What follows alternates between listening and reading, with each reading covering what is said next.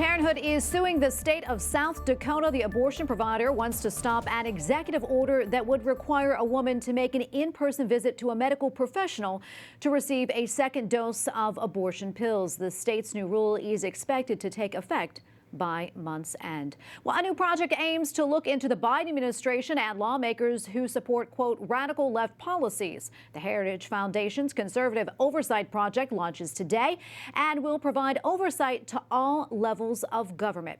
Heritage President Kevin Roberts says, quote, we cannot rely on legacy media, big tech, or government institutions to provide a truthful accounting of the damage being inflicted to our republic and the rights and freedoms for which it stands. And joining me now is Kevin Roberts, president of the Heritage Foundation. Kevin, welcome. Great to see you. I want to talk about the new initiative, but first, congratulations on your new role. Can you talk to us about what you hope to achieve in this position and also how your Catholic faith has helped to guide your career? Well, thanks so much for having me. I'm a lifelong fan, as long as y'all have been on the air of EWTN. And as you know, I've led a couple of Catholic institutions. So my faith informs what I do every day. And of course, that involves a lot of people here at Heritage who are not Catholics. But the optimism that our faith gives us optimism for the future of this country. And so when I tell my colleagues here at Heritage that every day we're going to be on offense, what I mean by that is we are confident that we're going to restore America back to its greatness in spite of all the obstacles that are facing us today. Yeah, and as I mentioned, the Heritage Foundation launched the Conservative Oversight Project. Can you talk to us a little bit more about that and why you feel that's so important? I think one of the gravest threats facing Americans is that we've allowed the federal government to do things that are unconstitutional and frankly unjust.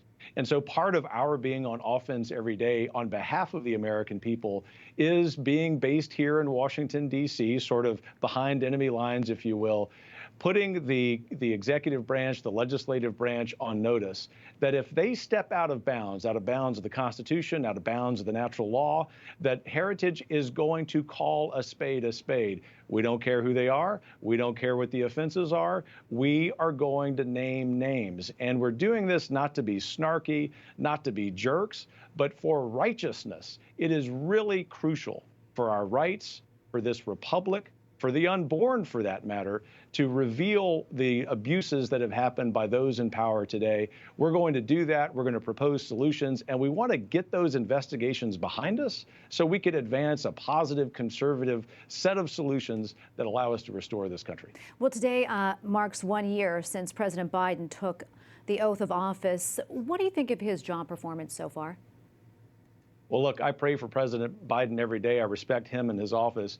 But I'm going to talk to you as a historian, and, you know, I'm an adopted Texan, so I'll be candid. He's awful. He's already one of the worst presidents in history. He's a disaster. His press conference yesterday showed that. And I really do say that with as much charity as I can muster. We need to be praying for him and for the future of this country. Therefore, the best possible thing we can do is to stop his agenda every day, stop the agenda of those who support him in the House and the Senate. And this is very important. It isn't enough just for us to stand athwart history, to quote William Buckley, and yell no. It's really important for us to talk about what we're going to do when our side is in power. That's how we need to frame our resistance, because ultimately we have to give a reason to Americans to support our agenda. Yeah, you had mentioned the press conference last night. I want to talk a little bit more about that. I want to get your thoughts on that. The president faced a number of wide-ranging questions, everything from COVID to Ukraine and Russia, and even his cognitive abilities. Well, I'm afraid on the latter point that there's a serious issue there, but I'm just a policy guy and a historian, so I'll focus on those, and I pray for him on those issues. Look, if we look at Afghanistan, if we look at his management of domestic policy, if we look at how he contradicted himself on his own answers in yesterday's press conference, we have a real policy nightmare at work here. We know that if we look at the border. We know that for our institutions that are faith-based. It's a terrible administration when it comes to religious liberty, a terrible administration when it comes to the unborn. We put all of this together, and we just need to call a spade and say that a slight majority of the American people got the answer wrong last fall. That has happened in American history.